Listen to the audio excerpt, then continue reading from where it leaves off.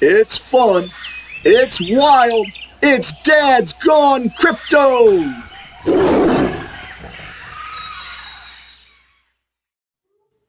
Welcome back, crypto dads and enthusiasts, to a thrilling episode of Dad's Gone Crypto. Today we do a deep dive into cryptocurrency security, and the burning question on everybody's mind is, can Bitcoin be hacked? And what will it take to actually hack it? So those are some questions, and obviously there's the fear factor in it to say, well, if it can get hacked, all right, what is it? What do I need? All right, so it's a burning question on everybody's mind, and we're going to delve deep into it. So brace yourselves for a thrilling and mathematical episode of Hacking Bitcoin. Ryan, how's your week been so far?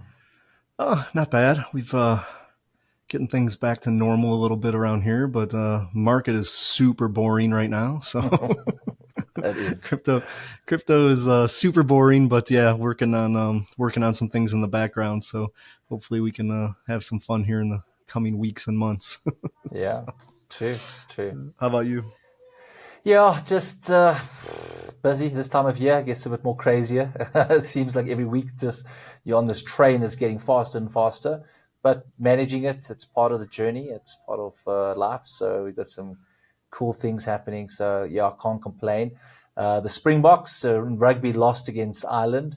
I think it was tactical. We had to lose, otherwise we would literally play All Blacks in the quarterfinals. So if we lost, we play France, which is, I think, an easier path to the finals. So, yeah, apart from that, it's been fun. Everybody's been in a festive party mood here in South Africa. So, and yeah, it's just been great. Excellent. So you're accusing them of throwing the game so that they could get an No, easier quarterfinals? no. When you don't play your strong players the whole match, you kind of let everybody just you're still a Springbok. Let your less tactical players loose on the field. So yeah, Letting them practice a little bit, huh? let them practice for the important upcoming games. Exactly. Excellent. All right, Ryan. So let's start off by, yes, I think the majority of people kind of understand what Bitcoin is. But this is an episode, you have to truly understand what it is in order to delve into, can it be hacked, and should I buy some eventually, right? If it makes basically sense. So Ryan, what does Bitcoin mean to you? Well, I mean, Bitcoin means a whole lot. It's why we're here. but no, I mean, so Bitcoin. It's obviously at its basic form. It's a digital currency, digital asset, store of value, if you will. So it's basically, in my opinion, it's like digital gold. Um, uh, Something that has over gold, over real gold, is that it's a completely limited supply. There'll never be more than 21 million Bitcoins. Um, the vast majority of those have been mined already. I think there's more of them, more than a million or maybe 2 million that are lost forever anyway. So, Yeah. I mean, it's a very, very scarce asset where, I mean, real gold, we have no idea how large the supply of real gold is. I mean, it's mined every single day. So who really knows? But yeah, I mean, Bitcoin is, better than digital gold, in my opinion. It's also, completely decentralized. So, Bitcoin is run, on a vast network of miners. Basically, is how transactions are completed. So it's decentralized. No, not one. There's no individual company or individual person that owns the whole of Bitcoin. Yeah. It's a decentralized network. And part of the decentralization, gives it an absolute ton of security. Its blockchain is completely transparent, so every single transaction that's ever been recorded on the blockchain is still there and viewable for you to see. And Bitcoin is really is the future, in my opinion. um, you know, for me, the biggest thing about Bitcoin, it's freedom, right? It's personal freedom from the legacy systems of our current world financial systems. Bitcoin gives us a decentralized way to hold wealth and to use wealth. So I think that's, to me, Bitcoin really, the biggest thing, it just represents freedom. And Ryan, I often get this when we start chatting to newbies in the streets about cryptocurrency. And my dad's one of them. He's like, yeah, I'm sure you can afford a few Bitcoins, but he's like, I cannot touch it. He classifies it as funny money. And if you can't touch it, see it, where does it go? Where does my money go? Right. So he's been collecting gold for many years. So he can touch it, he can feel it, he can skip country with it if he wants. Right. But with Bitcoin, you just can't understand the concept. And even the younger generation, they still can't understand that concept of, decentralized. So what do you say to someone like that? Sure. The older generation, definitely is going to look at gold as a way more valuable, way more secure asset. Like you said, it's because they can touch it and feel it. The younger generation, I think, looks at regular money that way as well. But when it all comes down to it, sure, gold, I would say gold is a very good store of value. I'm not saying that it isn't, but at the end of the day, gold, can still be manipulated in ways, depending on how much is mined and all that kind of thing. And where its supply goes. And, really, I mean, who's buying and selling it. And I mean, Bitcoin can in a way as well. But again, Bitcoin is very decentralized. There's no, central governing authority looking over it, like there is regular fiat currency. And that's where, it's funny you say funny money, but in reality, Bitcoin is anything but funny money. Bitcoin, we know the supply of, right? We know there can never be more than 21 million, where with fiat currencies, they're unlimited. I mean, the rand in South Africa or the US dollar. I mean, they can print as much as they want, and they've shown that they're not afraid to do it. They just continually print and print and print, which completely devalues the currencies and gives us extreme inflation. Where, with Bitcoin, we know that can't happen. So in my opinion, it is the absolute antithesis of funny money. I think it's the true money of the future. That's right. And if you think about not just gold, but diamonds as well. I don't know if you've seen that Netflix episode whereby, every 2 years, the next biggest diamond, and then the next biggest diamond, the world's biggest. Meanwhile, they say they've got this vault of just big diamonds, and they control the market and price so that, that it stimulates, the buy and sell and price. So if there was freely available diamonds everywhere, then the price would plummet, and then everybody would have one, and then they can't control, the market. So we trust that the diamond is valuable. We trust that the gold is valuable, right? But the amount that they're pulling out of the ground is massive amounts. But they can't tell you how much they're pulling out. My wife used to work for, the mining company as a project manager, and tons and tons and tons of gold get pushed out, but it doesn't go into the market. So they're regulated and fluctuated. So we have to trust, right? And now people are, in South Africa, we call this gatvol, all right, where we're frustrated about trusting, the higher powers that be, like banking systems and the guys that control the diamonds and the golds and all of that. And we're looking for something better where the common man has a fair chance of playing in the field. And I think where cryptocurrency and specifically Bitcoin plays a vital role in that whole ecosystem. Absolutely. All right. So what is a miner, since we're talking about mining and mining gold in that? What is a miner? How does it play? What role does it play with Bitcoin?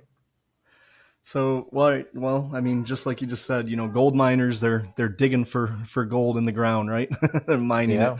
So that's how, Bitcoin transaction validations basically got their name as miners. So, basically their miners are running validator nodes that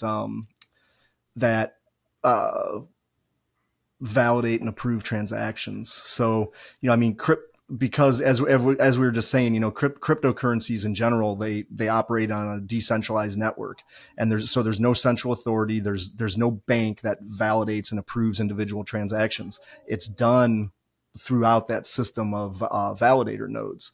And that's what miners are. They basically ensure that transactions are legitimate. They make sure they're not duplicated. And that, so there's no double spending. The cryptocurrency can't be spent twice. And a node is basically like a very high-end ASICs computer or high-end computer. Is that correct? Yeah, I mean, basically, in simple terms, it's a high-end computer or a high-end processing unit that that can, manage these extreme numbers of transactions and try to solve the algorithm in order to validate a transaction on the chain.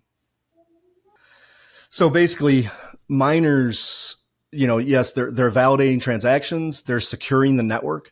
Bitcoin has a vast number of mining operations out there, and basically they secure the network by the fact that they need so much energy to run, so many to run each of these miners. So basically, they solve complex mathematical problems, and it secures the networks against attacks, malicious intents.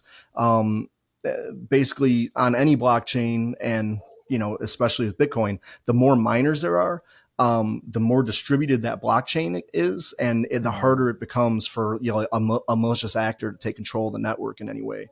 So, that's the beauty of Bitcoin, is that its nodes are spread out all over the world, and there's so many of them that it would, as we're going to talk about, throughout the show here, it makes hacking the system very, very difficult. Yeah. Another main function of miners is the block creation. So, we're talking about a blockchain, and basically once transactions are verified by the miners, they need to be added to the blockchain. So miners group a whole set of those transactions into a block, and then they add the block to the existing blockchain. It's a continuous process, and basically it ensures that the blockchain remains ongoing and unbroken, so that there's a continually recorded set of transactions. So, like I had said before, you can find any transaction that's ever taken place on Bitcoin, on their blockchain. Another very important area is the consensus mechanism, and basically, this is what helps really secure the network. So, miners basically are achieving a consensus on the network. So, achieving a consensus of what goes on the blockchain, and it's in proof of work, which is where, on, like, for instance, the Bitcoin network is run on a proof of work consensus mechanism. So basically, miners compete to solve this mathematical problem, and the first one to solve it gets to add the next block, and then they are rewarded in Bitcoin for that next block. And basically, the competitive process is what ensures that there's agreement on the network about the sequence of events. So they're always competing for this, and it's always basically putting out this agreement that can actually be seen on the blockchain. And then basically, as I was saying, the reward mechanism is what incentivizes them. So cryptocurrencies in general, but here we're talking about Bitcoin, they're designed to reward miners for their effort. So when a miner successfully adds a block to the blockchain, they typically receive a newly minted or mined cryptocurrency as a reward. And that, if you've heard of like the Bitcoin halving, it's around every 4 years or so, that reward gets cut in half for Bitcoin miners. And it becomes more difficult to mine. So when this happens, the supply of Bitcoin, gets basically, the incoming supply of Bitcoin gets cut in half. And that's what, tends to drive these market cycles after the halving to really fly up. So basically, in Bitcoin and in any, proof of work network, that's what compensates them for all the computational work and the energy costs. And it also, it's how new coins are introduced into circulation. So it's it's an extremely complex idea that was written in a very short white paper, the Bitcoin white paper, and somehow has become basically what I would consider the most secure currency in the world. Yeah. And if you think about the traditional banking systems, every one of those things that you just mentioned, there has to be a human behind it or some technology that was written by a human that can be broken or manipulated or changed. So, and it's just ones and zeros. Often you hear about people just having like $10,000 in their account. It just appeared. How's it possible? All right. You quickly draw that out, but they chase you down. They're still trying to find me, Ryan. But, so there's a lot of, when humans create, there's a lot of room for flaw and errors. That's why a decentralized system of autonomy and consensus allows for a more robust, foolproof system, and it keeps evolving. So I think that's where decentralization is going, to take those human elements out of it and make things more trustful, and you trust the systems better. All right, guys, so what happens when you send a Bitcoin to a friend? Okay, so what happens behind the scenes?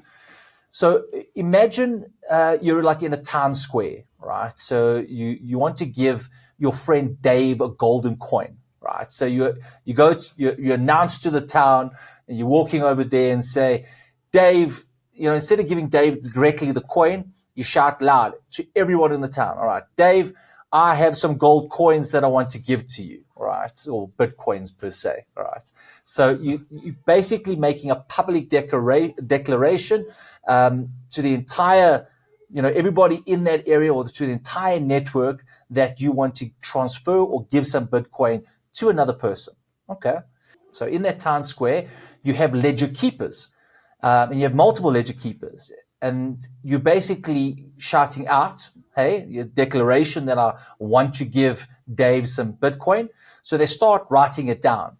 They keep these ledgers, and they act kind of like miners for the Bitcoin network, and they record and verify the transaction. So in verifying a claim, before they can write it down, they might shout out, hey, do you actually have any Bitcoin in your wallet? Or do you have any Bitcoin, right? So now they have to go and check the records to see, do you in fact have Bitcoins? And they say, aha, all right, Sean actually has Bitcoin, and therefore he can give it to Dave, right? So now they're validating. It's not just like, I've got Bitcoin to give you and no one's got Bitcoin, right? You actually have to have it. So you have to validate it. But because it's a public ledger, everything that's transacted is transparent for people to see, right? And that's why it helps the validation of the transaction. So there's an agreement amongst the ledger keepers. So once the ledger keepers have written it down, the transaction happens, right? They compare notes and they say, yes, that makes sense. Yes, that makes sense. There's a consensus, or the consensus mechanism in the Bitcoin network that, this is in fact correct. And then they agree upon that, and there's no funny business where you have some dodgy transactions, right? So that's where I think the consensus mechanism comes in. Everybody agrees that there's validation, that he wants to send, the addresses are cool. All right. So now what happens is you have to add it to the big book, right? So after they've checked and double checked and the details to the coin, Dave gets entered into the book of records, and then the exchange is made. So the analogy of the big book is basically the Bitcoin blockchain.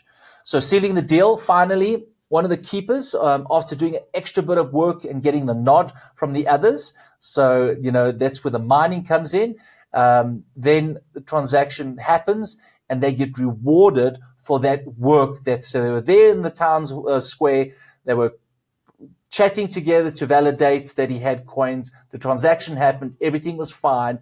Now that took some work, so they have to be rewarded. So there's a fee that gets, placed on every transaction, and then the miners get that, right? So, it becomes official, all right? It now said, I had once a Bitcoin. Now Dave has my Bitcoin, and it came from this address, right? So there's validation. It's not that you can just send it to nowhere, all right? Whenever there's a transaction and validation happens, it goes into the big book. The big book is there until death do us part, right? And even beyond that, right? So the aliens can even read it once in the near future. So that's kind of like a story of, how it works in a very simplistic way. It's obviously more complicated than that. But yeah, I like that though. I'm going to use that the next time. Next time somebody asks me Dave, what the hell Bitcoin is and how it works. Hey Dave, what's Bitcoin, Dave? Don't sell your Bitcoin, Dave. We got this advert in South Africa about some like men in pink drinks. Dave, men don't drink pink drinks, Dave. We should do that for Bitcoin, man. Don't sell Bitcoin, Dave. We retire. All right, so let's dive into a theoretical scenario of hacking Bitcoin, all right, because that's kind of like we want to find out. Can we hack Bitcoin? Can we make some money the illegal way? And remember, this is not financial advice. And what would it take to actually, hack the Bitcoin network? Because you need to know. You need to know. Is it possible? All right. So let's go through some theoretical breakdowns. The first one is you have to control 51% of the miners, right? Once you own 51% of that, then you can, the concept. So let's put it in a barbecue concept, right? So think of Bitcoin as a barbecue contest. Everyone's voting for the best grilled steak. Now, imagine someone in the group has over 50% of the votes. They could potentially sway the results, which you don't want, right? So, in Bitcoin terms, the miner or the mining pool controls 50% of the network computing power or computational power. And, they could double spend coins and prevent other miners from confirming these transactions. You're like, okay, wait a minute now. All right. So all I need to do is control the hash rate and 51% of all the miners in the world, and I can print billions and trillions of dollars worth of Bitcoin. I'm like, okay. So that's in theory 51%. It sounds plausible, right? But let's go a little bit deeper and see if it rationalizes out. All right. So maybe we'll stick with your barbecue concept here and get into the next. So basically, you got your 51% attack. The next way, I guess, would be like if you could actually break the cryptographic hash. So let's think about this with your barbecue example again. And let's say, it's like trying to guess Grandpa Joe's secret barbecue recipe, which he says is unguessable, right? Yeah. There's a million different spices he could put in there. And we want to figure out exactly which ones those are. So we'll say that, Bitcoin uses those, that secret sauce, the hashes to maintain its integrity. So basically the idea behind, breaking the cryptographic hash would be if someone were to find a weakness in the hash function, specifically the SHA-256 in Bitcoin's case, they could theoretically compromise the transactional integrity. But as of now, there's absolutely no way, just like there's no way to guess Uncle Joe's secret sauce, there's absolutely no way to break the SHA-256, at least as of now, that anybody has come up with. So, I don't really see that one working out. I think Uncle Joe's recipe is safe. Uncle Joe's recipe is very safe. All right. So, and then endpoint or wallet attacks. So endpoint meaning, we're talking about miners. Think about that as the middle ground. That's, you want to send money to Dave and Dave wants to receive money. But what happens in between? That's all the decentralized cool stuff. But you still have to put, you still have to put your seed phrase in. You still got to put the code in. You still got to access your wallet. So we call those beginning and endpoints, right? And that's where you have to expose your credentials to, in a fraction of time, secretly, of course, to the internet to allow that to happen, right? So you got a Ledger wallet, or you have to write down your code using a browser. You're plugging it in. Yes, you're using a Brave browser and VPNs and stuff, but you're still exposing it, right? And that's what they're saying, that the concept is if it's maybe a little bit too difficult to compromise the midsection of it. So let's figure out ways to fires or to steal the beginning and ends, right? So that's kind of where their philosophy comes in, or the concept of like wallet attacks or endpoint, hacking. All right. So another one that has definitely attacked weaker networks, but basically it's called a Sybil attack. And I guess we can go back to the barbecue example again. So a Sybil attack, the concept behind that. So imagine you're at a barbecue with all your buddies, and suddenly there's 100 fake guests, right? So now all of a sudden there's 100 fakes that you don't know, and it's all one mischief maker in there that somehow suddenly put these 100 fake guests in there, and they're totally messing up the party dynamics.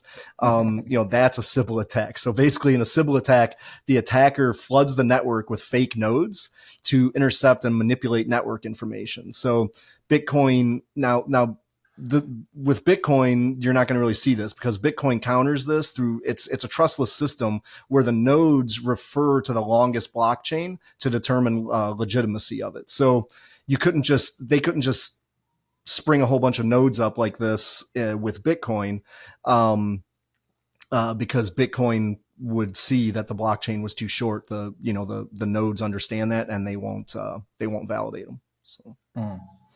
So time jacking, it's another concept.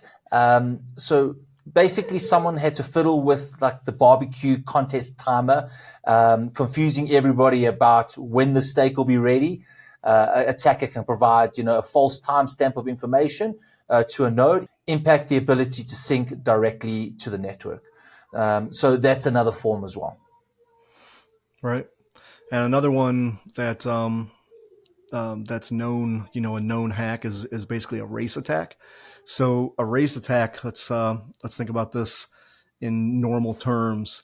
So let's say two guys have basically the exact same barbecue sauce, and they're in a contest, right? But they're going to race to the judge and turn it in, and basically, whoever gets there first is probably going to win, because if it's the best sauce, they got there first, the judge is going to taste it first and then think the other one's a liar, right? So that's kind of how a race attack works. It's basically if a user sends two conflicting transactions into the network, and miners could potentially verify the fraudulent one, which would allow for double spending. So they approve the fraudulent one first, and then they race, to get the other one in there before that one's noticed, and then basically a double spend could happen. It's been known to happen on immature blockchains, but with Bitcoin, I don't know if it's ever happened, but I know Bitcoin definitely mitigates this by using multiple confirmations.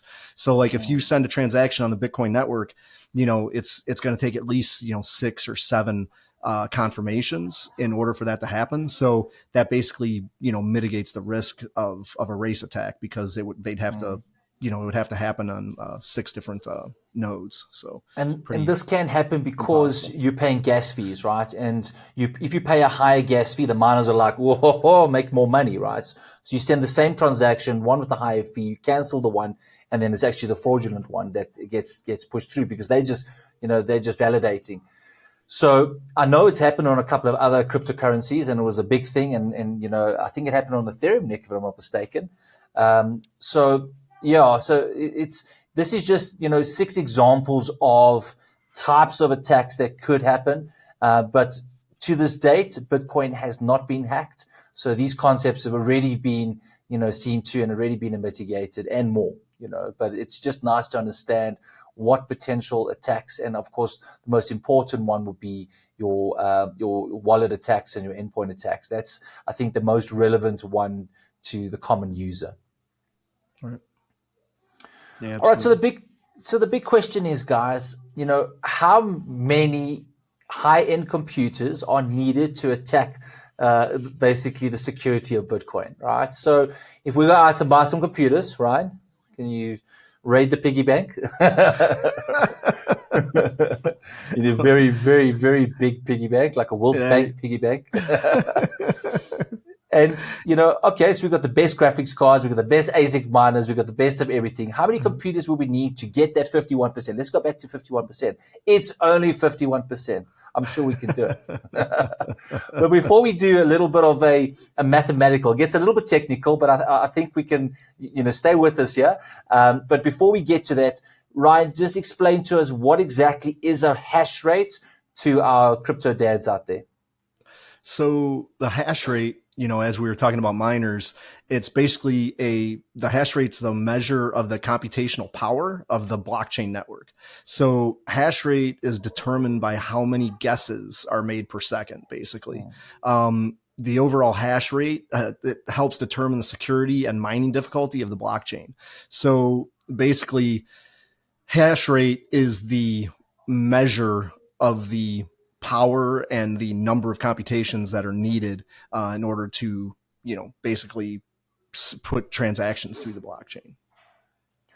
In having said that, decentralized, and I think this is where the concept comes in, is that no single computer can hack that. You need a lot of computers in order to that. So the question is, all right, how many? So let's take the modern, most advanced computer system that you can buy, good graphics cards, plural. Okay, so let's take it as, the average modern high-end computer, all right, has 0.1 mega hashes per second. Okay, so according to ChatGPT, our good old friend, our buddy, our pal, all right, as of last year, 2022, the Bitcoin hash rate was 150 exa hashes per second. We'll get into what that means now. So remember, we're talking about 0.1 mega hashes. The Bitcoin network is exa hashes per second. All right, 150. It's only 150 exa hashes. Sounds very small. So let's do a little bit of maths. All right. So one exa hash, right? So remember, 150 is the Bitcoin network as a whole. Now let's take one exa hash, right? Is 1 quintillion hashes. All right. So that's a lot of hashes. And as Ryan said, it's the amount of guesses per second that's needed to decrypt, all right, or validate. So, okay, so now we're talking about 1 exahash is 1 quintillion, right? 1 mega hash is only 1 million hashes. So if we assume 51% of 150 exahashes, that's 76.5 exahashes. Okay, stay with me. All right, so 76.5 exahashes is, bear with me, 76 trillion 500 billion mega hashes. All right, so let's repeat that. 76 trillion 500 billion guesses per second. All right. So if one modern computer can handle 0.1 mega hashes, then it's 76.0000 mega hashes divided by 0.1, which is a computer, right? You need, are you sitting down? You need 765 trillion high-end computers. Boom. In order to hack Bitcoin. All right. 775 trillion high-end computers to hack. All right. And then we did delve in a bit deeper. Can a supercomputer, can quantum computers hack Bitcoin? It's different languages, it's different algorithms. They're calculating in different ways. So there's no quantum computer to date, and there's 500 in the world that has enough power to hack Bitcoin. Right. So even in the future, things are going to get more technical and more harder with the halvings on that. So it's going to get, harder to crack those codes. So it's always a step ahead. So that's why guys like Michael Saylor, can put Bitcoin on their financial microsystems balance sheets and own billions of dollars worth of Bitcoin because they feel safe about this. And, they're mega whales in the space. And even Michael Saylor in his personal capacity, truly, truly believes in this revolution of Bitcoin because it has not been hacked to date. And if memory serves correct, just go ask any banker, has your bank been hacked before?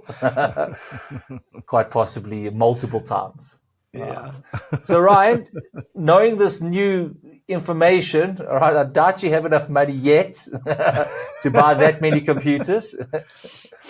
Probably not, unfortunately. Do you think Bitcoin is hackable? Absolutely not. Absolutely not. No, I honestly, I don't think there's any way that Bitcoin's hackable. And part of it, just like you said, quantum computing and all this, can a quantum computer take the place of 765 trillion high-end computers? Absolutely not. Yeah. So, and even as quantum computing becomes more and more, let's say, quantum computing, there's more and more quantum computers in the world. Even at that point, the energy that a quantum computer takes to run is so much higher than a regular computer. I don't think there's enough energy on Earth in order to even use quantum computers to crack Bitcoin. And if you look at it, Satoshi was really clever when he basically, put this algorithm together, because as Bitcoin ages, as every 4 years, as that halving reward gets cut in half, it also basically doubles in difficulty to solve these problems. So yes, as quantum computing gets better and better, maybe they get closer to that mark, but Bitcoin continually gets harder and harder to hack. So I think Bitcoin's going to stay ahead of the curve. And yeah, I don't see Bitcoin ever being a hackable asset. Yeah. And I was reading a bit more on the quantum side of things, and in order for transactions to happen, there's noise that happens within the algorithm. When there's noise, the calculation has to be redone. So you have to have smooth computational algorithms. The minute there's any noise, it makes the cracking of the code even harder, because they have to restart and do it again. And the other thing with quantum computing is that it will be easier for quantum computing to be let loose on the internet, right? And when you unlock your wallet, plug your seed or your seed phrase into a browser, into the transactional thing, and you've done it multiple times, then quantum computing can kind of can probably crack that code easier than it can't crack Bitcoin, but it can crack it easier than that. So the more times you expose your Bitcoin transaction wallet to the internet, the better chances quantum computing have a chance of hacking it. That's what I read. So You would probably need to, set up multiple different wallets, when you're transferring. And once you do it once and then transfer it again, and another one, but that's another story. Yeah. I mean, one way around that too is just using cold wallets. I think cold wallets are going to become more and more. I mean, they're already very prevalent, but I think it's going to become more and more prevalent as you said, as quantum computing becomes a real thing, because, as long if you're not connected to the internet, they really can't get you. So yeah, exactly. All right, guys. So that's our take on Bitcoin. Is it hackable? No, it's not. But there are loopholes in the system where, obviously they can, if you're not looking after your wallet, you're not using secure computers, not using VPNs, those type of things, then yes, your money and your Bitcoin can be stolen. And that's why we'll probably follow up with a security version of how to protect, your assets in a later episode. But now it's this time of the show, guys, where we have Dad's Got Jokes. And Ryan, do you have an awesome joke for us? Sure. I'm sure I could come up with something here. You ready? I am ready. This guy tried to sell me a coffin today. I told him that's the last thing I need. I like that.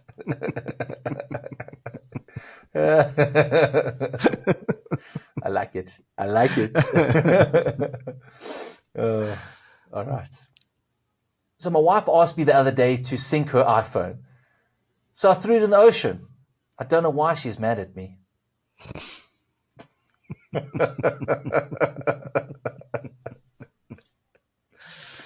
Oh boy. Jokes. Dad's jokes.